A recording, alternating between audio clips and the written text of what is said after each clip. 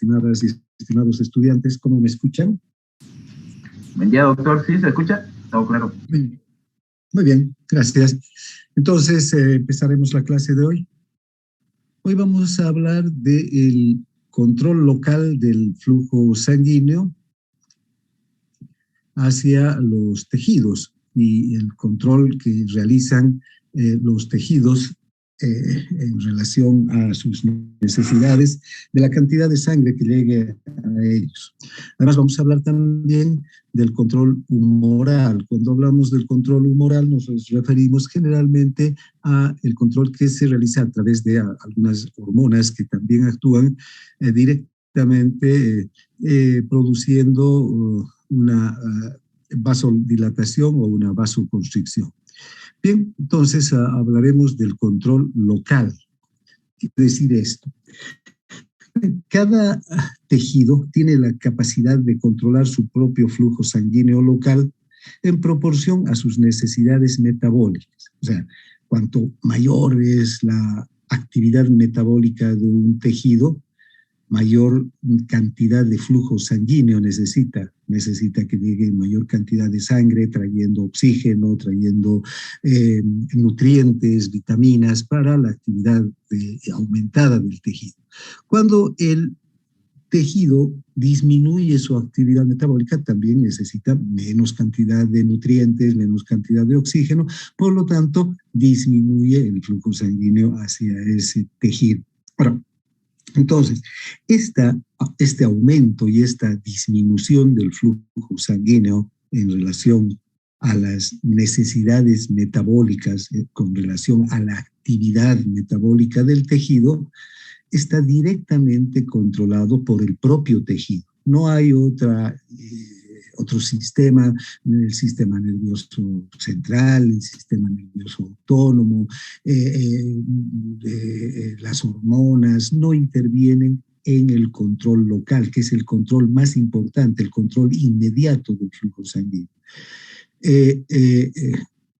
Un músculo, por ejemplo, que empieza a entrar en actividad, requiere mayor cantidad de oxígeno, más cantidad de glucosa para poderse contraer y relajar con rapidez. Entonces necesita que aumente la cantidad de sangre. ¿Quién determina eso? Es el propio músculo, a través de varios mecanismos que vamos a ver enseguida. Ahora, ¿cuáles son esas necesidades, entonces, específicas de flujo sanguíneo en cada tejido? El aporte de oxígeno, ¿no?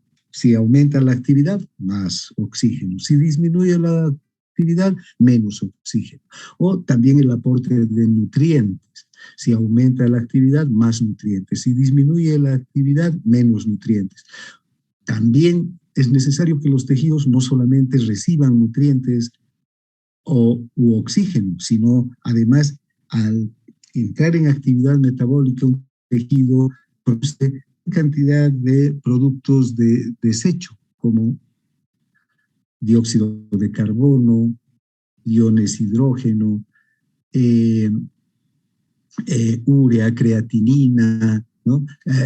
Sustancias ácidas, sustancias básicas, que tienen que ver con las propias actividades metabólicas del tejido. Son muchas de estas sustancias, entre ellos el dióxido de carbono, son sustancias tóxicas que no se pueden concentrar en la célula y ni en el espacio intersticial, y entonces tienen que necesariamente ser eliminadas.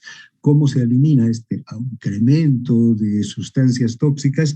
A través de un incremento también del flujo sanguíneo. En general, ¿verdad?, para mantener las concentraciones adecuadas de iones en los tejidos, se requiere de un flujo sanguíneo que vaya en relación con estas concentraciones. En general, cuando hablamos de homeostasis, de mantener las condiciones casi, ¿no?, constantes del medio interno, es decir, del líquido extracelular, estamos hablando de que el flujo sanguíneo tenga esa capacidad de llevar la cantidad de nutrientes que requiere el tejido para sus necesidades y además eliminar la cantidad de sustancias tóxicas que pueden dañar a las células. Entonces, fíjense, el control local para el mantenimiento de la homeostasis es esencial. Además, varios tejidos, como el páncreas, como la glándula suprarrenal, la glándula tiroides, sintetizan hormonas que son utilizadas en tejidos diferentes, en células que están a mucha distancia de la glándula que genera. Estas hormonas, entonces, también necesariamente tienen que llegar a través de la sangre y de acuerdo a las necesidades hormonales de un tejido, poder aumentar o disminuir. Bien, entonces esas serían las necesidades específicas. Ahora, vean, hay variaciones del flujo sanguíneo en los distintos tejidos y órganos. Es decir, no todos los órganos requieren la misma cantidad de sangre en un momento determinado. Nosotros tenemos un gasto cardíaco de 5 litros por minuto cuando estamos en reposo, ¿verdad? Esos 5 litros por minuto en reposo se distribuyen por todos los tejidos. La mayor parte de los tejidos, sino que todos están en reposo. Entonces no requieren más que la cantidad mínima de flujo sanguíneo para que las células tengan la cantidad suficiente de nutrientes para no sufrir, ¿no? Y desarrollar su actividad metabólica basal, el reposo. Ahora, no todos los órganos en reposo requieren la misma cantidad de sangre.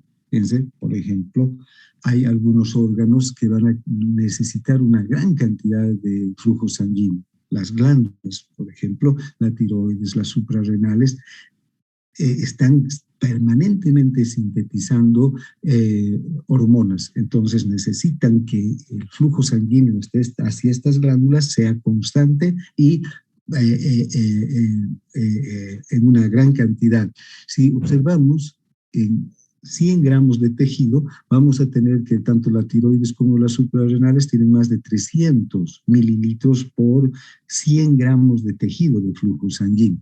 El hígado, que es también un órgano muy importante y que produce muchísimas sustancias, entre ellas enzimas, produce proteínas plasmáticas y básicamente es una central de procesamiento de las sustancias que ingresan a nuestro organismo, requiere un flujo sanguíneo importante, ¿verdad? De 95 mililitros por 100 gramos de tejido. Ahora, estos son órganos que están todo el tiempo necesitando un flujo sanguíneo importante y alto. Otros órganos van a recibir poco flujo sanguíneo en reposo. El músculo, por ejemplo, en reposo necesita solo de 4 mililitros por cada 100 gramos de tejido por minuto. Pero el músculo tiene la particularidad de que cuando entra en actividad puede incrementar enormemente sus requerimientos metabólicos, ¿no?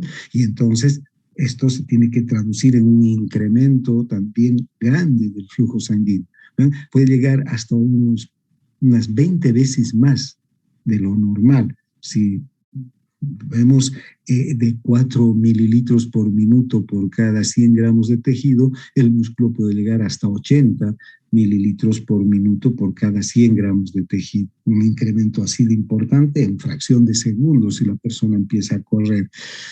Y desde luego, en grandes atletas, este flujo sanguíneo hacia los músculos, cuando están al máximo del rendimiento, puede incrementarse muchísimo más. Los huesos, en cambio, son órganos de un metabolismo basal muy bajo y generalmente el metabolismo en los huesos es constante, ¿no? Hay pocos cambios en el metabolismo de los huesos, no hay ese incremento como por ejemplo en los músculos o en otros órganos. En los huesos el flujo sanguíneo es de 3 mililitros por 100 gramos de tejido. En esta tabla que podemos ver a continuación, vamos a observar los requerimientos de flujo sanguíneo en condiciones basales. ¿Esto qué quiere decir? Condición basal quiere decir que cuando están en reposo, ¿no? Si observan, el cerebro tiene un porcentaje del flujo sanguíneo de los 5 litros que son el gasto cardíaco en reposo, el 14% de todos de esos 5 litros se lleva el cerebro, 700 mililitros por minuto, a una razón de 50 mililitros por minuto por cada 100 gramos de tejido. El corazón también tiene un flujo importante. Vean, el 4% para este músculo en reposo, porque también el corazón cuando entra en actividad empieza a aumentar la frecuencia cardíaca y la fuerza de contracción puede incrementar también en varias veces el flujo sanguíneo. Pero el reposo es de 200 mililitros por minuto, aproximadamente 70 mililitros por minuto por 100 gramos. Vean, los riñones, aunque son unos órganos muy pequeños, se llevan una gran cantidad del flujo sanguíneo. Los riñones, dentro del porcentaje del flujo sanguíneo que reciben por minuto, es el 22% del flujo sanguíneo, de esos 5 litros de sangre que bombea el corazón, el 22%, es decir, 1.100 mililitros de sangre se van hacia los riñones. Son los órganos que reciben, son uno de los órganos que reciben más flujo sanguíneo de estos 5 litros. Pero los riñones son órganos pequeños, aunque tienen también un intenso metabolismo las células renales, por ejemplo, las células epiteliales que están en los túbulos, tienen un gran trabajo activando medios de transporte, como vamos a ver, de transporte activo primario, secundario. Lo que más, en lo que más se va el flujo, digamos, de mayor volumen cobra el flujo sanguíneo, es el flujo sanguíneo que se dirige hacia los glomérulos, ¿no? Para ser filtrado, para que la sangre sea filtrada. En realidad se filtra a razón de 125 mililitros por minuto. En un día se filtran 180 litros de sangre, de líquido, en realidad, de filtrado glomerular desde los glomérulos hacia los túbulos. Entonces, para poder filtrar cantidades tan grandes de líquido, los riñones requieren un flujo sanguíneo alto, ¿no? El hígado también tiene un flujo sanguíneo importante, 1.350 mililitros, el 27% de todo el flujo sanguíneo, pero este flujo sanguíneo lo podemos dividir en dos. Uno es el flujo sanguíneo portal, el que llega a través de la vena porta. Ustedes recuerdan, o no sé si sí, pues tienen que recordar, ya han visto anatomía, las venas mesentéricas recogen la sangre de la parte superior del tracto gastrointestinal y las venas mesentéricas, todas las venas mesentéricas desembocan en la vena porta. Y la vena porta llega al hígado e ingresa al hígado con todas las sustancias que se recogen desde el intestino, ¿no?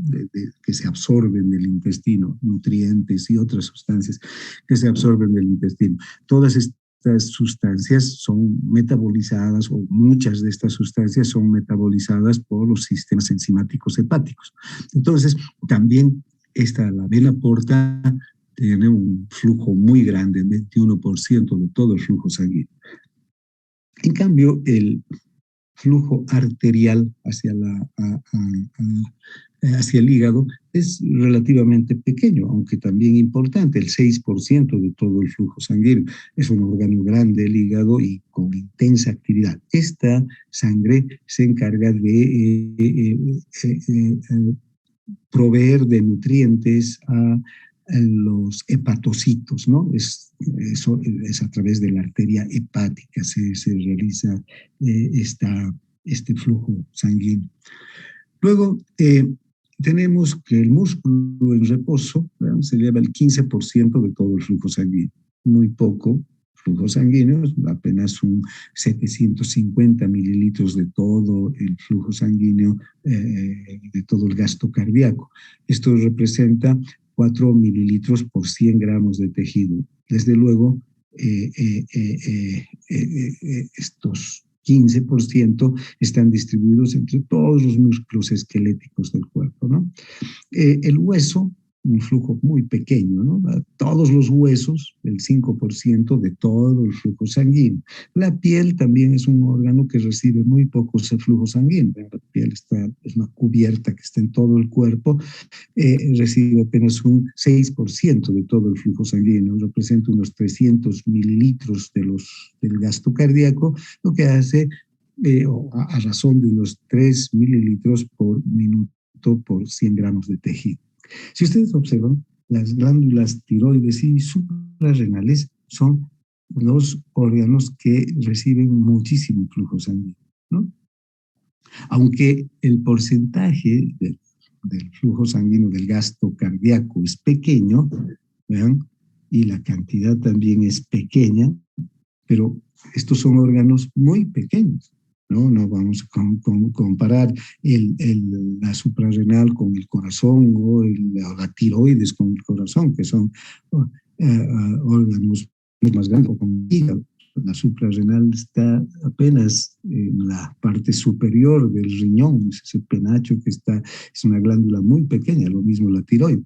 Entonces, vean, esta cantidad de flujo sanguíneo, este porcentaje de flujo sanguíneo equivale en la tiroides a 160 mililitros por minuto por 100 gramos de tejido, y a nivel de las suprarrenales de 300 mililitros de sangre por minuto por 100 gramos de tejido. Entonces, cada órgano, en función de su actividad metabólica, recibe un porcentaje de flujo de los 5 litros, de estos 5 litros o 5.000 mililitros que representan el gasto cardíaco. Ahora, muchos de estos órganos, como vamos a ver, aumentan el flujo cuando entran en actividad. El cerebro, por ejemplo.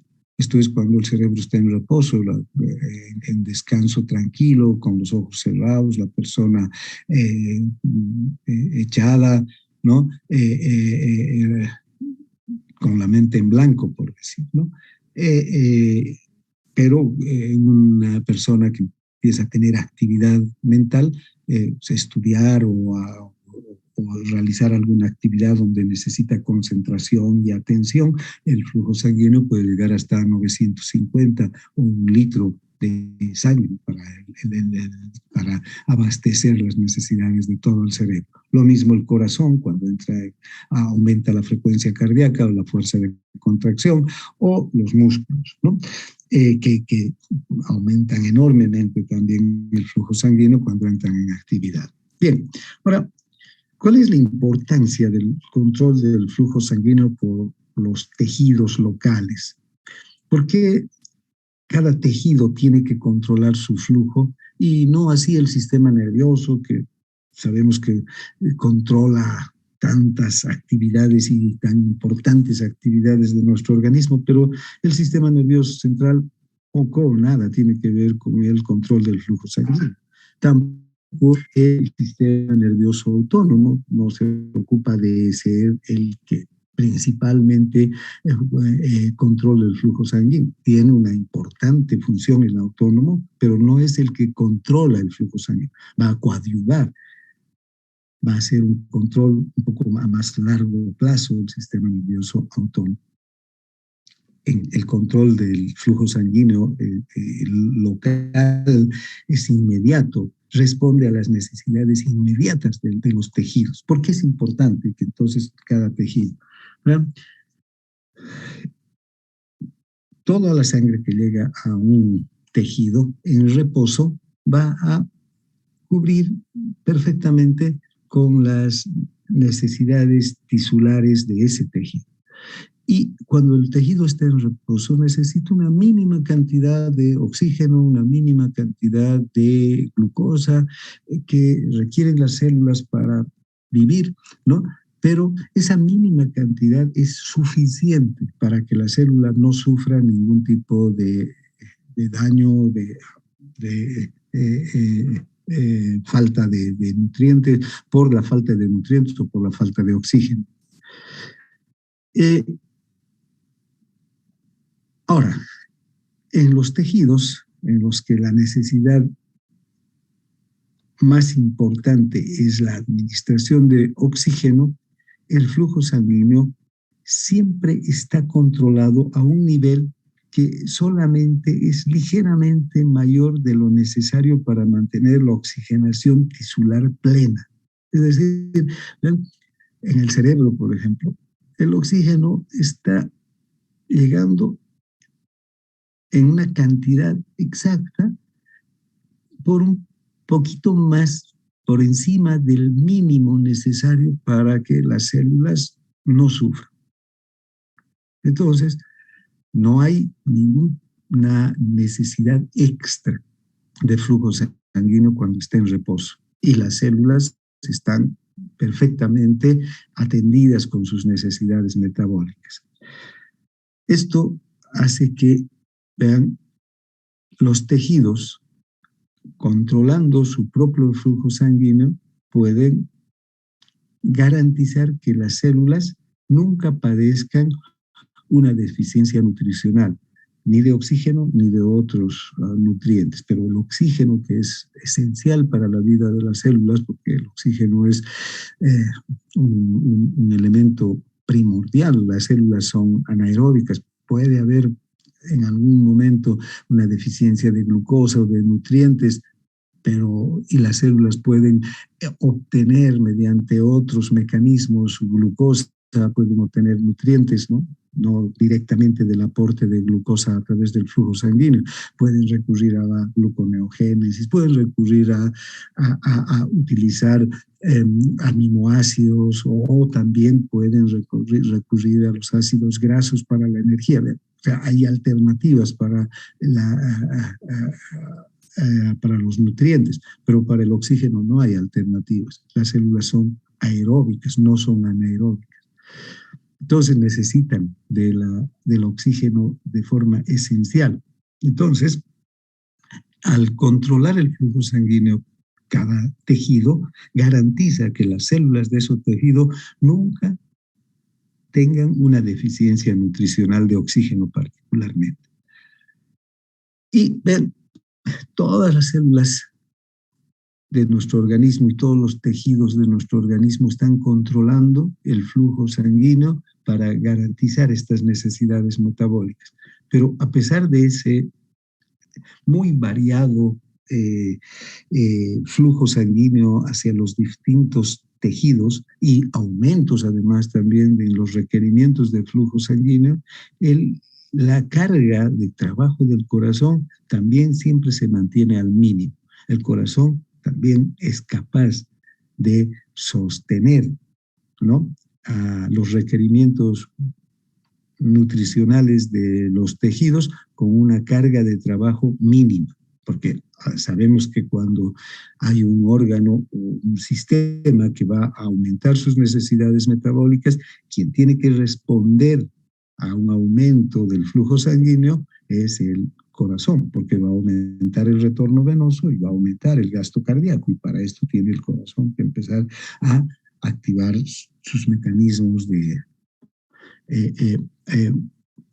aumento del gasto cardíaco. Bien, ahora, ¿cuáles son los mecanismos de control del flujo sanguíneo local?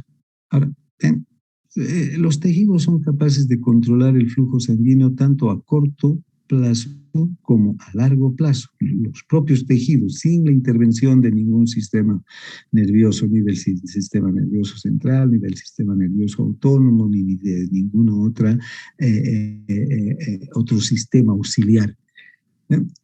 El control a corto plazo está dado por la vasomotilidad, que son estos cambios rápidos en la vasodilatación o vasoconstricción local de arterias, de arteriolas, de metaarteriolas, esfínteres capilares en segundos o minutos. Ya hemos hablado de la vasomotilidad y cómo los tejidos son capaces de recibir en fracción de segundos el doble o el triple o 10 veces más de flujo sanguíneo que estaban recibiendo, siempre y cuando de acuerdo a sus necesidades metabólicas. Si aumenta el metabolismo en el tejido, entonces se dilata los vasos, llega mucho mayor cantidad de flujo. Recuerden la ley de la cuarta potencia, que hace que cada vez que se duplica el diámetro de un vaso, aumenta 16 veces el flujo sanguíneo hacia un territorio. Entonces, estos mecanismos de vasodilatación y vasoconstricción permiten entonces un control a corto plazo, segundos o minutos, de la cantidad de sangre que llega a un tejido. Entonces, esto va a proporcionar una gran rapidez al mantenimiento del flujo sanguíneo local apropiado a cada tejido, a las necesidades de cada tejido. El otro es el control a largo plazo. Este control a largo plazo se produce más bien por cambios controlados lentos del flujo sanguíneo en un periodo de días, semanas o meses. Vean qué pasa con una persona que decide dedicarse a actividad física. Para poner un ejemplo, al fisicoculturismo, levantar pesas, desarrollar masa muscular. Un individuo que tenga una masa muscular normal empieza a ejercitarse al levantar pesas y empieza a desarrollar una masa muscular mayor, ¿no? Se nota el crecimiento, la hiperplasia, la hipertrofia de los músculos, ¿no? Y estos músculos que empiezan a crecer, este tejido muscular que empieza a crecer, que se empieza a hipertrofiar, requiere mayor cantidad de sangre. Hay más fibras musculares, hay mayores necesidades metabólicas, entonces necesita mayor cantidad de sangre. Y así, día a día, mientras aumenta la masa muscular de este tejido, ¿vean?, del músculo, es necesario que cada día también aumente un poquitito más de flujo sanguíneo hacia ese tejido. Entonces, aquí es necesario que ya no solamente las arterias sean capaces o las arteriolas sean capaces de llevar mayor cantidad de flujo sanguíneo a ese territorio, sino hay necesidad de que las arteriolas aumenten el diámetro del calibre de los vasos, ¿no?, para producir mayor cantidad de flujo. Pero también hay necesidad de que las arteriolas aumenten en el número de vasos, o sea, hay más arteriolas. Entonces aquí se producen mecanismos angiogénicos, es decir, mecanismos de formación de nuevos vasos que se empiezan a formar. De hecho, fíjense en estos grandes fisicoculturistas, cuando empiezan a entrar en tensión, podemos observar las venas, ¿no?, una gran cantidad de venas que surcan por debajo de la piel de estos individuos, que nos muestran cómo hay aumento en el desarrollo del tamaño, del volumen del vaso, pero también mayor cantidad de venas que están recogiendo la sangre desde estos territorios que han aumentado de tamaño. Lo mismo pasa con las arterias. Hay mayor cantidad de arterias, de arteriolas que tienen que llegar hasta estos músculos, arterias nutricias que llegan hacia los músculos para abastecer las necesidades metabólicas. Estos cambios son a largo plazo, no son de un día para el otro, de un minuto o de un segundo después. Eso es la vasodilatación o la vasoconstricción, ¿no?, para el aumento o la disminución del metabolismo en una actividad concreta del tejido. Estos cambios a largo plazo es cuando hay una actividad sostenida también y aumentada a largo plazo. También ocurren estos cambios en flujo sanguíneo cuando en el organismo se empiezan a presentar tumores, por ejemplo. El tumor es una masa de tejido anormal que empieza a crecer y que requiere de flujo sanguíneo y aumenta el flujo sanguíneo hacia ese tumor que primero era pequeño y después es cada vez más grande y requiere mayores necesidades de sangre. Entonces ese tumor no solamente crece en cuanto a células, sino además empieza a crecer en cuanto al número y al tamaño de los vasos sanguíneos que llevan el flujo hacia el tumor. Bien, ahora, ¿qué sucede? Estamos viendo con el ejemplo del físico-culturista o del levantador de pesas o del atleta, estamos viendo que cuando hay un aumento de las necesidades de flujo a largo plazo, ¿no? Pero ¿qué sucede también en el otro extremo? Cuando hay, por ejemplo, una persona tiene una enfermedad que lo obliga a guardar cama, reposo durante meses, o un accidente de una persona que quede paralítica, no pueda mover los miembros, ¿no? Entonces, fíjense, estos miembros al no ser utilizados entran en atrofia, se van atrofiando, la masa muscular se va atrofiando, ya hemos hablado de esto cuando hemos visto tejido muscular esquelético, y los músculos, las fibras musculares, las miofibrillas, la actina, la miosina empiezan a desaparecer, se atrofian.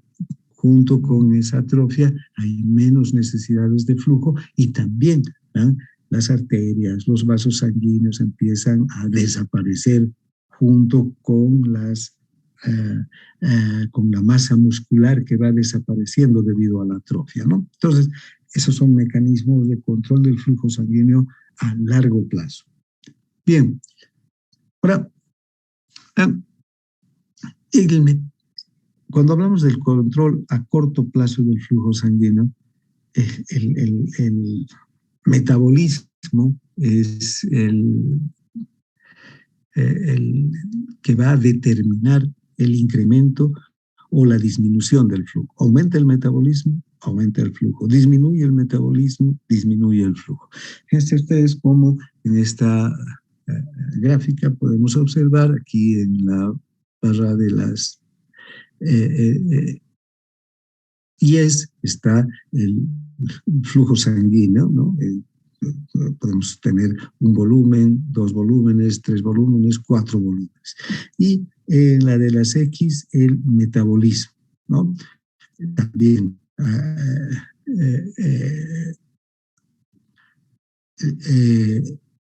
un metabolismo normal, lo vamos a cualificar o lo vamos a numerar con 1. El metabolismo normal en reposo, 1, y requiere un flujo sanguíneo de 1 también, ¿no? Estos valores los vamos a asignar. Ahora, fíjense, el metabolismo aumenta 1, 2, 3, 4 veces de lo normal, fíjense, y se duplica el flujo sanguíneo prácticamente. Y así, si el incremento del metabolismo es de 8 veces más de lo normal en una célula, también va a aumentar el flujo sanguíneo hasta 4 veces la cantidad de sangre que llega a ese tejido.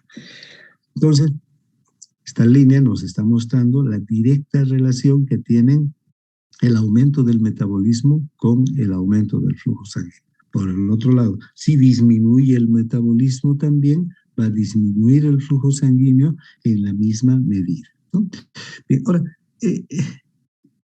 debido a que el oxígeno es el principal nutriente que requieren nuestras células para el metabolismo, sin oxígeno no hay metabolismo, entonces vemos cómo los cambios en la disponibilidad de oxígeno van a también determinar el flujo sanguíneo. Normalmente en por decir, la saturación de oxígeno va a ser de un 97% aproximadamente en la sangre arterial, ¿no? Entonces, para un volumen de flujo sanguíneo aquí tenemos igual, en el eje de las Yes tenemos el flujo sanguíneo, 1, 2, 3, numerado, y en el eje de las X tenemos la saturación de oxígeno en las arterias. Pasamos de 100 hasta 25. 100 es la máxima saturación, pero las arterias normalmente traen una sangre con una saturación de 97%. Esto es la saturación porcentual. Entonces, ¿qué ocurre cuando aumenta el metabolismo? ¿Qué es lo que utiliza las células? Oxígeno. Entonces, cuanto mayor es el metabolismo en una célula, mayor grado de utilización de oxígeno, y la saturación de oxígeno en las arterias empieza a disminuir, porque claro, los tejidos están requiriendo gran cantidad de flujo sanguíneo, ¿no? Y más que nada de oxígeno. Pues fíjense, cuanto más se utiliza el oxígeno, menos concentración o menos saturación de oxígeno arterial hay, y aumenta el flujo sanguíneo. A un porcentaje de saturación de 25%, podemos tener que el flujo aumenta hasta 3 veces. Quiere decir que se ha consumido casi 3/4 partes del oxígeno arterial, y con un consumo semejante de oxígeno arterial es necesario que el flujo aumente, y puede aumentar hasta 3 veces la cantidad de sangre que llega a un territorio. Esto nos demuestra la directa relación que hay entonces entre la utilización de oxígeno y el aumento del flujo sanguíneo. Bien, ahora, ¿cuáles son las teorías básicas para la regulación del flujo sanguíneo? Hay 2 teorías. Una es la teoría vasodilatadora. Esta teoría vasodilatadora nos indica que, fíjense aquí, este es un territorio tisular, hay células, ¿no? Hay intersticio, hay capilares, metarteriolas, esfínteres precapilares, ¿no? Y ven, cuando la sangre llega a este territorio, lo hace por las arteriolas, pasa a las metarteriolas, aquí están los esfínteres, las metarteriolas muy musculares, los esfínteres precapilares y el capilar, ¿no? Ahora, si aumenta el metabolismo, cuanto mayor es el metabolismo, mayor flujo sanguíneo necesitamos. ¿Por qué? Porque estas células necesitan disponer de oxígeno, de glucosa, de ácidos grasos para cumplir con su actividad metabólica. Entonces, tiene que haber una mayor llegada de flujo sanguíneo. Ahora, esa mayor llegada de flujo sanguíneo ya sabemos que se debe a la vasodilatación. Estos vasos se tienen que dilatar, pero estos vasos no se dilatan por obra de ningún milagro, de algún conjuro. Tiene que haber un mecanismo bioquímico que los dilate. Bien, cuando se produce el metabolismo, estas células van a formar sustancias como la adenosina, el dióxido de carbono, la histamina y los iones potasio y el hidrógeno, que tienen capacidad de vasodilatar. Es decir, en el músculo liso de estas arteriolas, de estas metarteriolas y de los esfínteres precapilares, hay receptores para la adenosina, para el dióxido de carbono, para la histamina, que van a desencadenar mecanismos de vasodilatación. Entonces, estos vasos se van a dilatar y van a llegar mayor cantidad de flujo sanguíneo. Disminuye el metabolismo, hay menos formación de adenosina, menos formación de dióxido de carbono, de histamina, y dejan de estimular al músculo liso de arteriolas, metarteriolas y de esfínteres capilares, y nuevamente se contraen estos músculos lisos y el flujo disminuye. Esa es una teoría. En especial esta teoría hace referencia a la formación de adenosina, que sería una de las sustancias vasodilatadoras más potentes. Además, la histamina también es una sustancia muy vasodilatadora. La otra es la teoría de la falta de oxígeno. También esta teoría dice que cuanto mayor es la utilización de oxígeno, ¿vean?, va a disminuir la saturación de oxígeno en los vasos. Entonces va a haber una ausencia de oxígeno, o va a disminuir en cantidad el oxígeno, va a disminuir la concentración de oxígeno, porque cada vez que aumenta el metabolismo, aumenta la utilización de oxígeno, y entonces hay menos oxígeno en las arteriolas, en las metaarteriolas, que están por la necesidad incrementada de las células. Entonces, solamente esa falta de oxígeno directamente sería un mecanismo que estimula la vasodilatación. Y por la falta de oxígeno, las arterias se empiezan a dilatar de forma natural. Entonces, si vamos a estos dos gráficos, si aumenta el metabolismo, aumenta ¿qué? La formación de adenosina en especial. Y la adenosina, ¿de dónde viene? Del ATP, ¿no? Del adenosín trifosfato. El ATP es esencial para el metabolismo. Las células utilizan ATP, y cuanto mayor sea la hidrólisis de ATP, hay mayor formación de adenosina. Esta adenosina, entonces, y liberación de la adenosina, va a hacer que se produzca una vasodilatación y aumenta el flujo sanguíneo. Por el otro lado, la otra teoría nos está diciendo que cuanto menos oxígeno hay, menos saturación de oxígeno hay, los vasos reaccionan inmediatamente y se dilatan. ¿Para qué? Para aumentar el flujo sanguíneo, ¿no? Fíjense, menos oxígeno, mayor vasodilatación. Ahora, estas dos teorías no son antagónicas, sino más bien complementarias, porque están describiendo un mismo proceso. Están hablando del metabolismo. El uno a través de la formación de sustancias vasodilatadoras, la una teoría a través de la formación de sustancias vasodilatadoras, pero durante el metabolismo. Y la otra que atribuye a la falta de oxígeno. ¿Pero cuándo? Cuando hay metabolismo. Entonces, las dos teorías no se contraponen y, por el contrario, se complementan, ¿no? Para reforzar la idea de que el metabolismo es el que va a controlar el flujo sanguíneo en los tejidos. Si aumenta el metabolismo, llega más flujo. Si disminuye el metabolismo, llega menos flujo. Bien, ahora también, además del oxígeno, de la adenosina, del dióxido de carbono y de la histamina, hay también una posible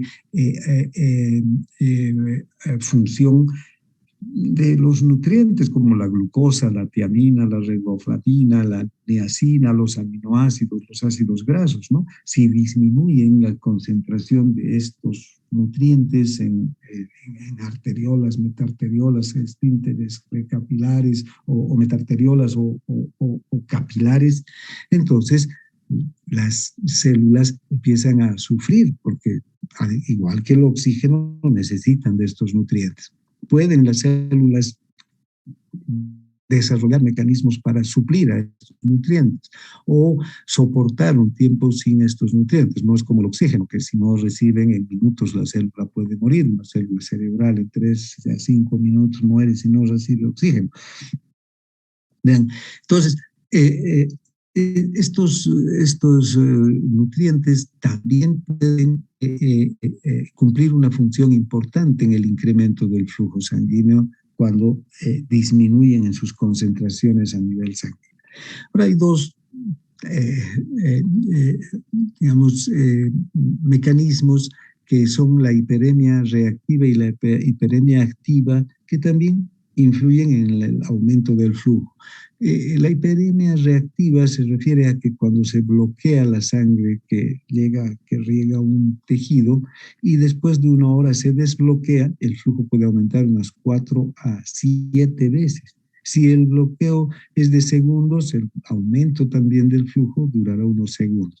Es decir, si nosotros colocamos un torniquete en un dedo y lo mantenemos cortado el flujo hacia la parte distal del dedo por unos segundos, ¿no? ¿Ven? El dedo, ¿qué va a haber? Va a haber un sufrimiento de los tejidos porque están recibiendo menos cantidad de flujo. Luego liberamos el torniquete, inmediatamente no vuelve la misma cantidad de flujo sanguíneo hacia el tejido que estaba con menos flujo, sino aumenta entre 4 a 7 veces el flujo. ¿Por qué? Porque en este momento este tejido está sufriendo de necesidades nutricionales, ¿no?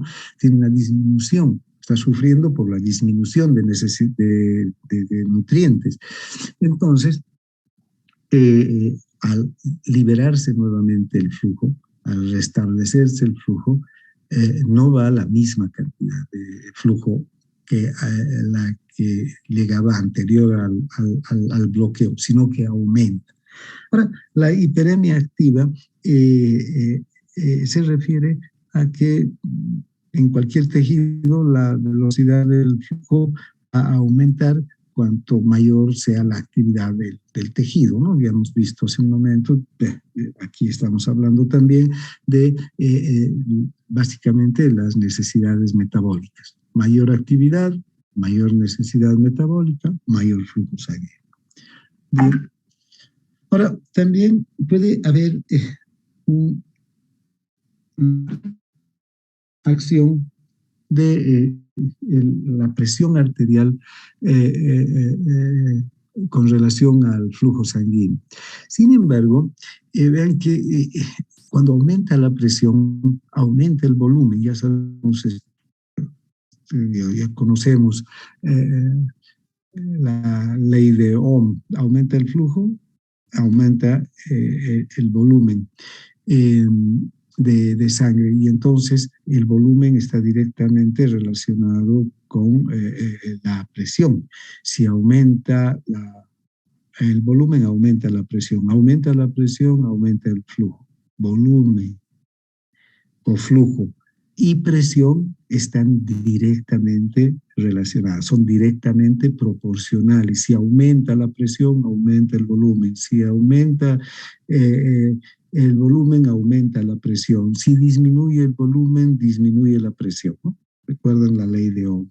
Bien, ahora, sin embargo, cuando aumenta la presión, puede aumentar el volumen de sangre, sin embargo, y desde luego el flujo, pero sin embargo estos cambios no son perdurables. Va a aumentar, ¿sí? Pero al minuto va a volver a restablecerse el flujo, o en menos de un minuto incluso puede restablecerse nuevamente el flujo anterior.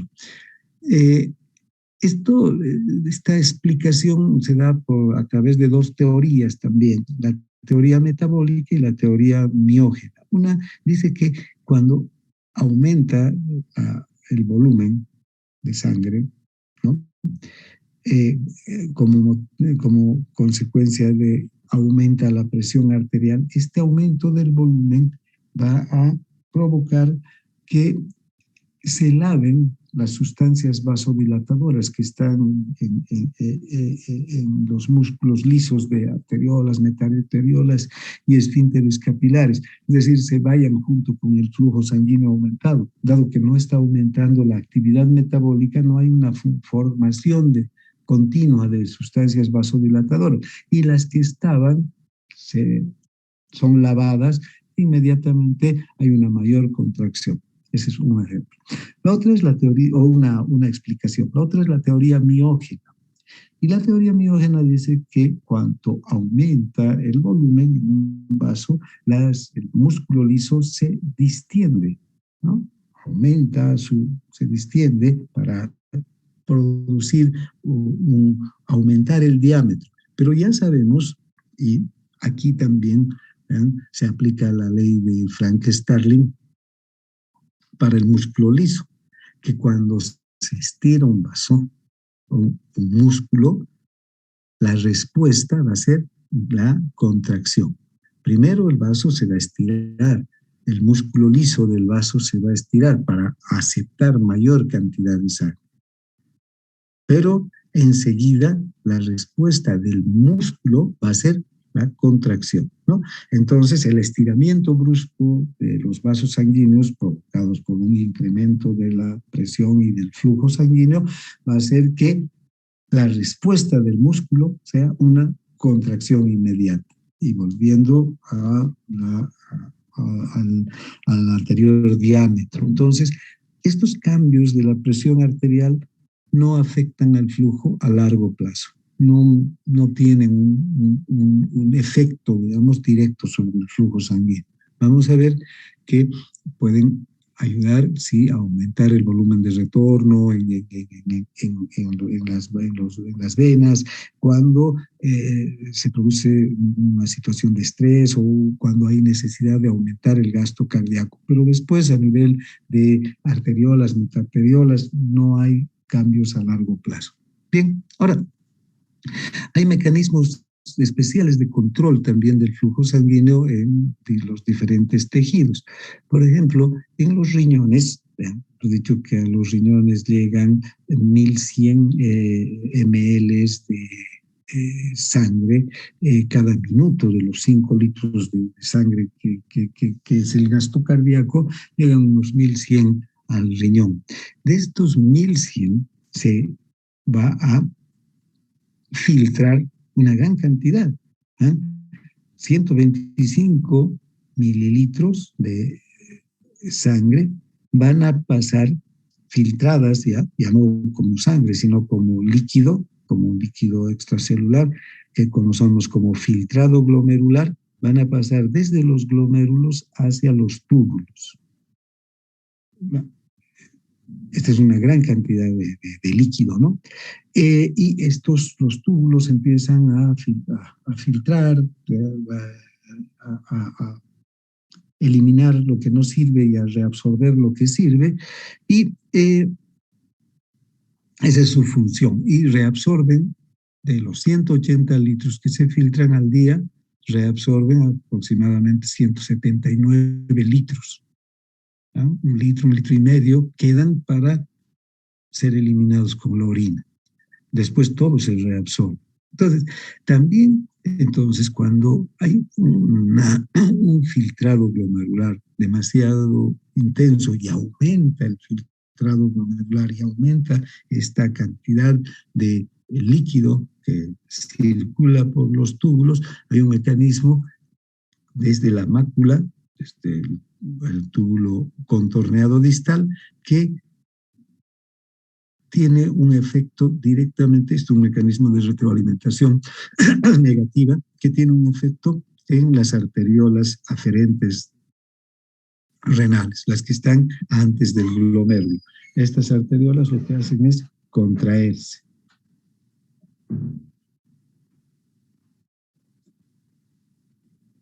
Bien, entonces, así regula el flujo también el riñón. Estos mecanismos los vamos a ver cuando hablemos de renal. El cerebro también tiene sus propios mecanismos de regulación del flujo sanguíneo. Vean, cuando aumenta la concentración de dióxido de carbono o de hidrógeno a nivel del tejido cerebral, inmediatamente aumenta el flujo sanguíneo. ¿Para qué? Hay mecanismos vasodilatadores, en especial desencadenados por el dióxido de carbono, que hacen que se vasodilaten las arteriolas, las metarteriolas, aumente el flujo y se pueda liberar al tejido cerebral del incremento del dióxido de carbono y el hidrógeno, que de lo contrario pueden producir una intoxicación a nivel neuronal. A nivel de la piel también tenemos mecanismos reguladores del flujo que están directamente vinculados con la temperatura corporal, ¿no? nosotros tenemos mecanismos de regulación de la temperatura que mantiene la temperatura a nivel del cuerpo a 37 grados centígrados, ¿no? Si aumenta, por ejemplo, la temperatura en el medio ambiente a 40 grados, nuestro organismo no va a aumentar a 40 grados también la temperatura, lo que podría ser. Pongan ustedes una botella de agua a 40 grados y la botella del agua va a aumentar también a 40 grados. O por el otro extremo, si la botella empieza a enfriar y la temperatura ambiente baja a 10 grados, el agua en la botella también va a ser de 10 grados, porque va a mantenerse en equilibrio con el medio ambiente. Nuestros líquidos corporales no tienen ese comportamiento. ¿Por qué? Porque nuestro organismo regula la temperatura.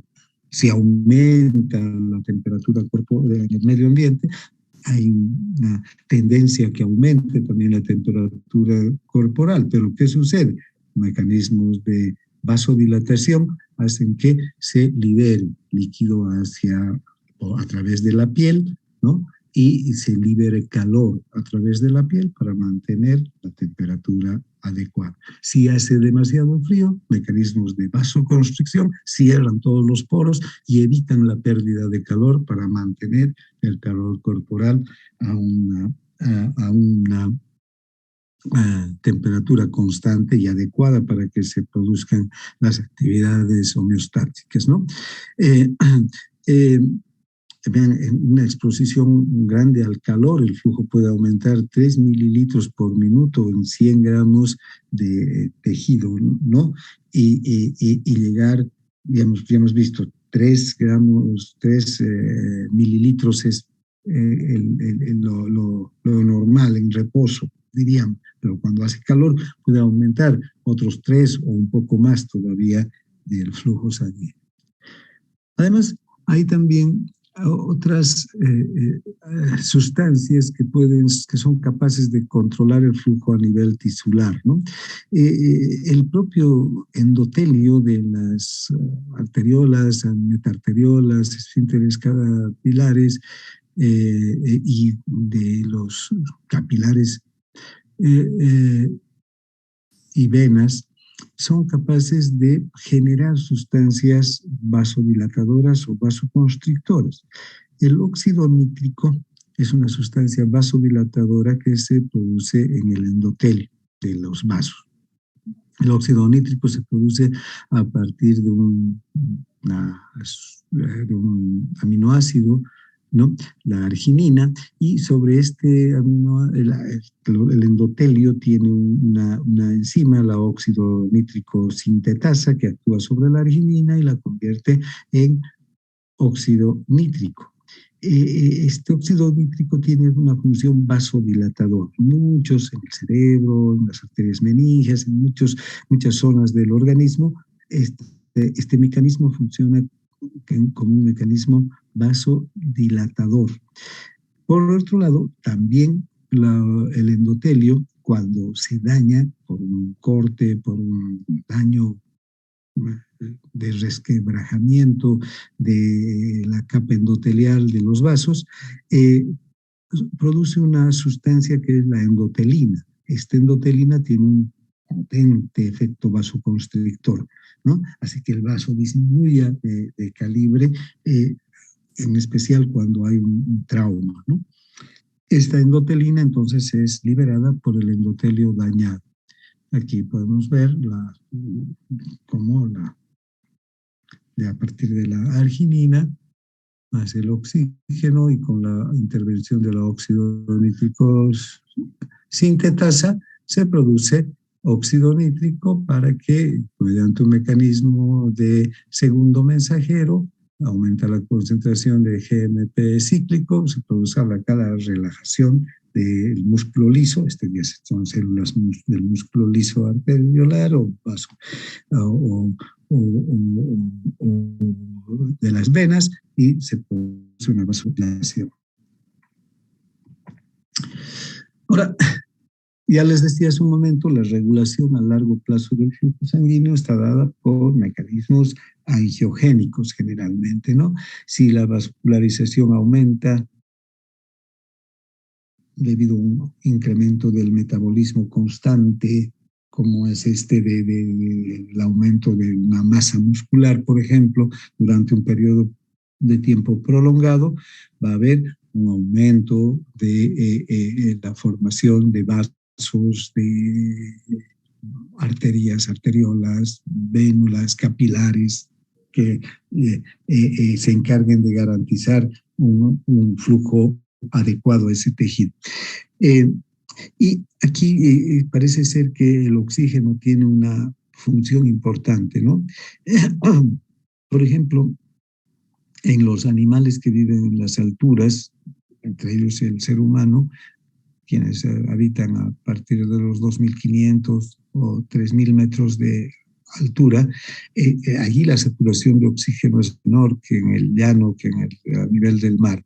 Entonces, en estos lugares se observa que los tejidos de los animales tienen una mayor vascularización. Esto con el fin de que pueda garantizarse las necesidades metabólicas de los tejidos, ¿no? Las necesidades nutricionales de los tejidos. También se ha visto, por ejemplo, que en prematuros, cuando hay exceso de oxígeno, lo contrario que en las alturas, este exceso de oxígeno interrumpe el flujo sanguíneo en ciertos territorios e impide el crecimiento vascular. Esto se observó en niños prematuros que eran llevados a incubadoras con carpas de oxígeno, es decir, con mayor saturación de oxígeno y con poco dióxido de carbono, pensando que el oxígeno les iba a favorecer la respiración, porque un prematuro generalmente tiene dificultades para respirar. ¿Qué es lo que se observó? Que las retinas que todavía no han madurado del todo después del nacimiento y peor todavía un prematuro, dejaban de recibir flujo sanguíneo porque las arteriolas, en vez de seguir creciendo, seguir desarrollándose, las arteriolas y los vasos que proveen flujo sanguíneo a las retinas disminuían. Entonces se producía una atrofia del tejido de la retina y con esto la imposibilidad de ver, ¿no? La ceguera de estos niños. Bien. Entonces, la regulación a largo plazo del flujo sanguíneo está directamente relacionada o vinculada con la formación de nuevos vasos sanguíneos, ¿no?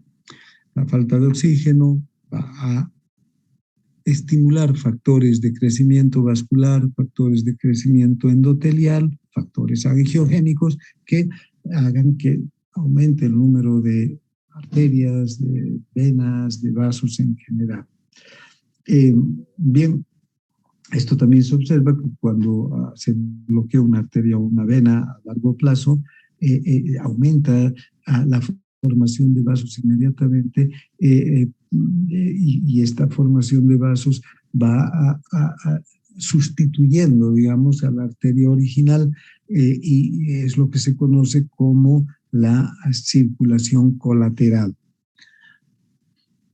Ven, este experimento que se hizo en una rata, a las ratas primero en la fotografía A podemos ver el tejido muscular de la rata sometida a una actividad física normal, ¿no?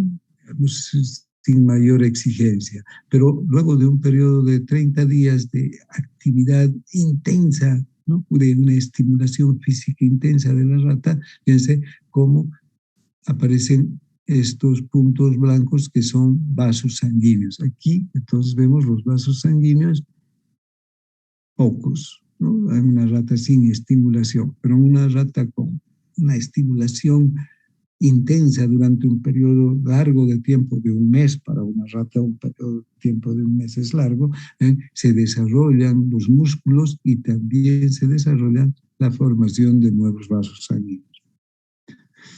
Finalmente está el control humoral de la circulación. Hay muchas hormonas e incluso iones que van a actuar produciendo una mayor un incremento del flujo sanguíneo o una disminución del flujo sanguíneo, ¿no? ¿Vean? Por ejemplo, sustancias vasoconstrictoras son la noradrenalina, la adrenalina, la angiotensina, la vasopresina, la endotelina. Todas estas sustancias las vamos a ir observando a lo largo de la materia, ¿no? Ya hemos visto a la noradrenalina y a la adrenalina que cuando actúan sobre receptores alfa, la noradrenalina tiene una capacidad vasoconstrictora enorme, ¿no? O la adrenalina también. Sobre el sistema nervioso simpático, el sistema nervioso simpático cuando actúa sobre receptores alfa adrenérgicos. También la angiotensina, cuando se produce una disminución de la presión arterial, es formada la angiotensina, y esta angiotensina actúa sobre el músculo liso vascular, también tiene receptores de angiotensina 2 que producen vasoconstricción. La vasopresina, hormona antidiurética, también en el músculo liso vascular tiene receptores que producen vasoconstricción. Y la endotelina, como acabamos de ver, se forma en el endotelio y tiene también una capacidad de vasoconstricción, ¿no? En realidad la angiotensina tiene el mecanismo de la renina, angiotensina, que participa en la regulación de la presión arterial, lo vamos a estudiar muy en detalle. Y también cuando hablemos de la vasopresina, cuando hablemos de la regulación de la presión arterial y también cuando hablemos de la regulación de la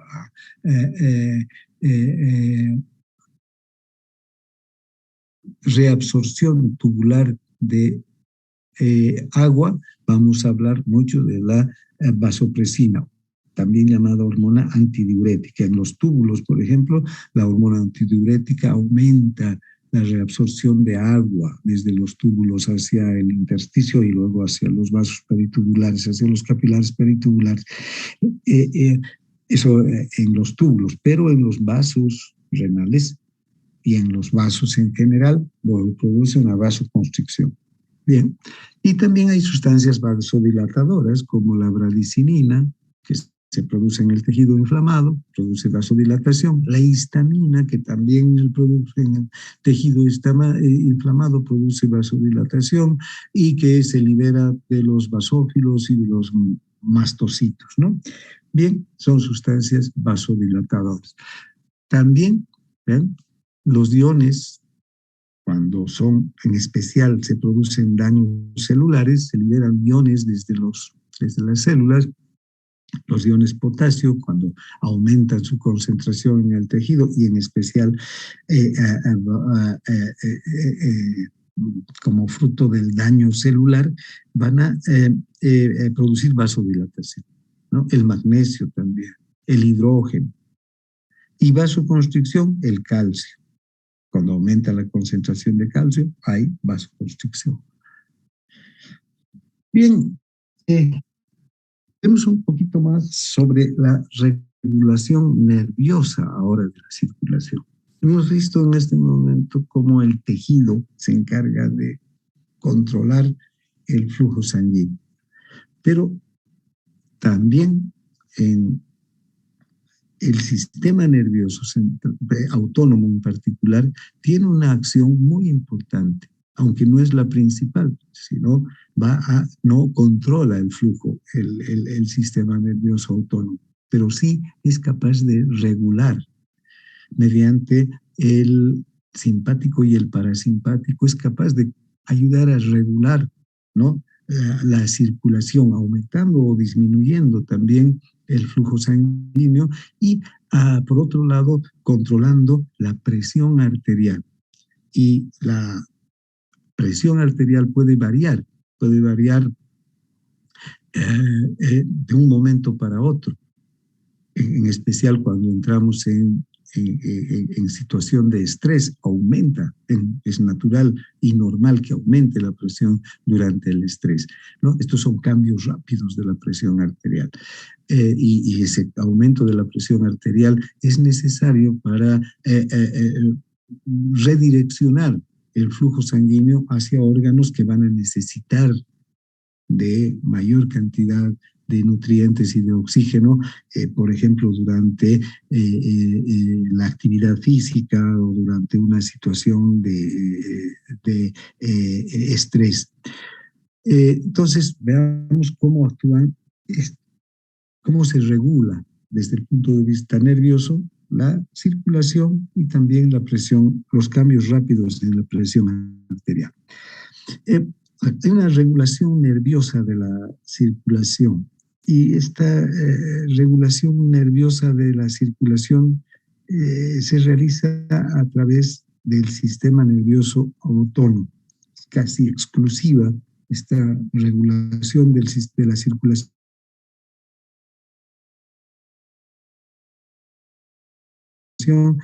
por el componente del sistema nervioso autónomo que más importancia tiene en la regulación de la circulación es el sistema nervioso simpático. El parasimpático también actúa, pero casi no tiene acción sobre los vasos. No hay una inervación parasimpática en los vasos. La única inervación parasimpática a nivel del aparato cardiocirculatorio es la que ejerce el nervio vago sobre el corazón, y ni siquiera sobre todo el corazón, simplemente sobre las aurículas y específicamente sobre el nódulo sinusal y sobre el nódulo auriculoventricular, como ya hemos visto. Entonces, quien tiene sí una función importante, tanto sobre el corazón como sobre los vasos, es el sistema nervioso simpático. Si ustedes recuerdan, el sistema nervioso simpático va a llegar a prácticamente todos los vasos del cuerpo, ¿no? Las neuronas postganglionares llegan a las arterias y a las venas. También las neuronas postganglionares son capaces de llegar al corazón. En el corazón producen dos efectos, uno a nivel del sistema de conducción, aumentando la frecuencia cardíaca, y otro a nivel del músculo cardíaco, aumentando la fuerza de contracción. Entonces, ahora, en las arterias y en las venas producen vasoconstricción, pero también producen vasodilatación. Una excitación simpática va a producir una vasoconstricción y una inhibición simpática va a producir una vasodilatación. Aquí no entra el sistema parasimpático, por ejemplo, produciendo una excitación o un estímulo parasimpático sobre las venas, sobre las arterias. El parasimpático no inerva arterias ni venas. Si ustedes ven este gráfico, tenemos arterias, arteriolas, capilares, vénulas y venas. ¿Quién llega sobre arterias y arteriolas? Sobre vénulas y venas, solamente el simpático. Y cuando el simpático estimula al músculo liso de las arterias, de las arteriolas, de las venas o de las vénulas, va a producir vasoconstricción. Generalmente, estas fibras postganglionares del sistema simpático secretan o segregan noradrenalina. La noradrenalina actúa sobre receptores alfa. Estos receptores alfa están vinculados a mecanismos de segundo mensajero de fosfolipasa C. Y esta fosfolipasa lo que hace es producir diacilglicerol y trifosfato de inositol, que aumentan en su concentración en el interior del músculo liso y producen un mayor ingreso de calcio. El calcio ingresa al músculo liso desde líquido extracelular y produce una vasoconstricción. Estamos repasando lo que ya hemos visto en el sistema nervioso simpático, ¿no? Entonces, ahora, los capilares no tienen inervación de ningún tipo, ni del simpático, ni del parasimpático, ni del sistema nervioso central, de ningún tipo de inervación.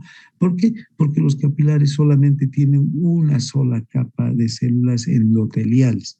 Y hemos visto que esta capa de células endoteliales está dotada de poros que tienen sus propias características y que permiten la difusión en ambos sentidos de nutrientes, de oxígeno, de dióxido de carbono, de sustancias de desecho y otras sustancias que van desde el interior del capilar hacia el líquido intersticial y del intersticio hacia el capilar, ¿no? Entonces, bien. Ahora, cuando hay una estimulación simpática a nivel de las arteriolas y de las metaarteriolas, pero en especial de las arteriolas y de pequeñas arterias, hay un gran incremento de la presión a este nivel, ¿no? Y digamos, hay una vasoconstricción. Esta vasoconstricción genera una disminución del diámetro. Esta arteriola disminuye su diámetro. Entonces, vean, el flujo que estaba viniendo por un diámetro de 1 va a disminuir a un diámetro de medio, por decir. Entonces, va a disminuir en 16 veces la cantidad de flujo sanguíneo que está llegando.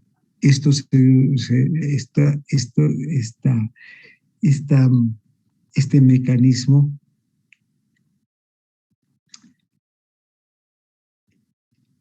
produce un aumento de la resistencia. Entonces, esta vasoconstricción produce un mecanismo de resistencia al flujo. Cuando hay vasoconstricción arteriolar, por ejemplo, hay una tremenda resistencia al flujo sanguíneo. Disminuye la cantidad de sangre que está atravesando las arteriolas y las metaarteriolas, ¿no? En los vasos grandes, como las venas, ocurre también un fenómeno de contracción con la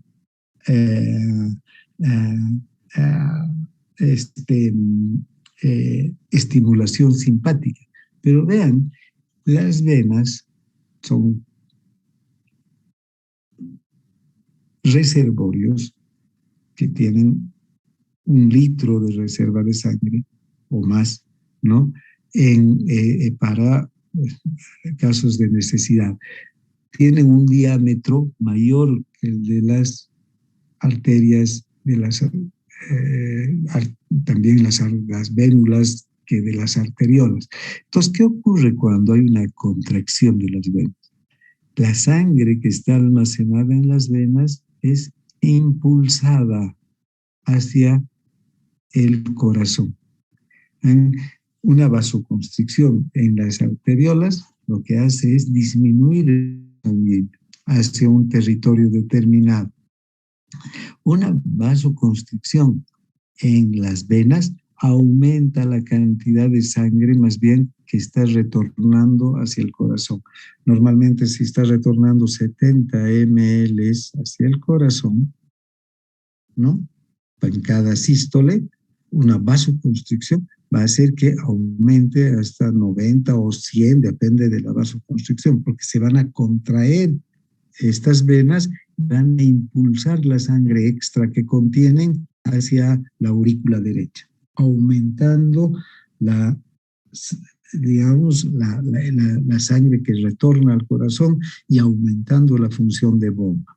Si hay una inhibición simpática, entonces también estas venas se van a dilatar y al dilatarse va a haber menos sangre que va a ir hacia el corazón.